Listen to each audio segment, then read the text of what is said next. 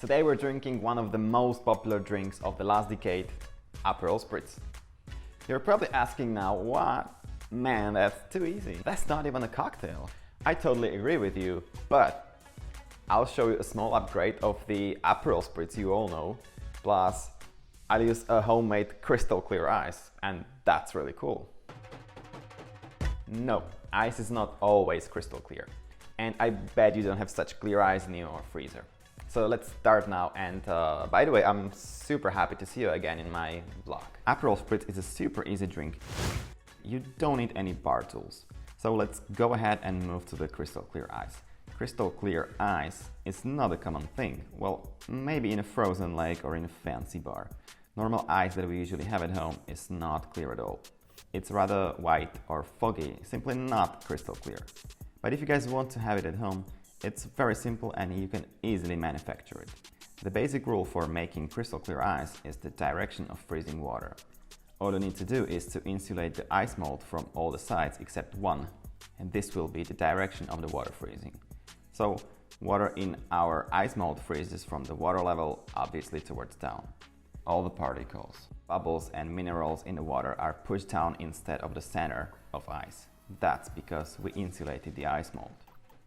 Before all the water is frozen, take ice away from the ice mold and pour away the rest of unfrozen water from the bottom of the ice mold where all the bubbles and particles are now, and that's it. You've just made your crystal clear ice block. Okay, so let's see now the difference between normal ice and crystal clear ice. It's really cool, isn't it? I bet you guys have never realized it before. So, if you want to manufacture this crystal clear ice at home, first you have to make this crystal clear block of ice. And then you have to cut it to any shape of any size. It depends on what you want to have in your glass. So you will probably use this kind of knife, a hammer, or maybe a chainsaw. Okay, so let's get back to Aperol Spritz. The right ratio of ingredients here is 3:1.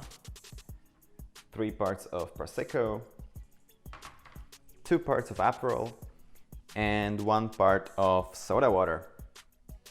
A small tip for you guys, if you don't have a soda water, which is my case, you can use also sparkling mineral water, which is basically the same. This is a white wine glass, and now let's add our fancy crystal clear ice.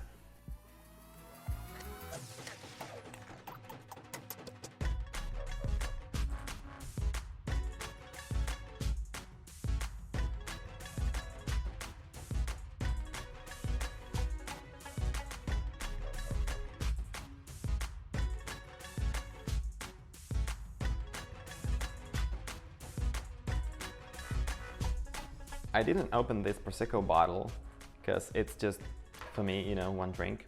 But I had this small Prosecco can, so I wanted to give it a try. Okay, now it's time for my secret ingredient, which is fresh orange juice. That actually adds a natural taste of fruit to Aperol Spritz, because Aperol as such has quite artificial taste, I would say.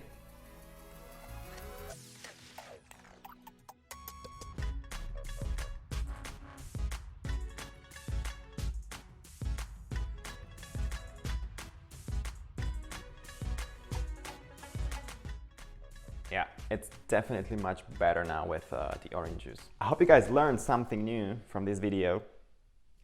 Let me know in a comment what you think about this small orange juice upgrade. Don't forget to subscribe to my YouTube channel and see you soon.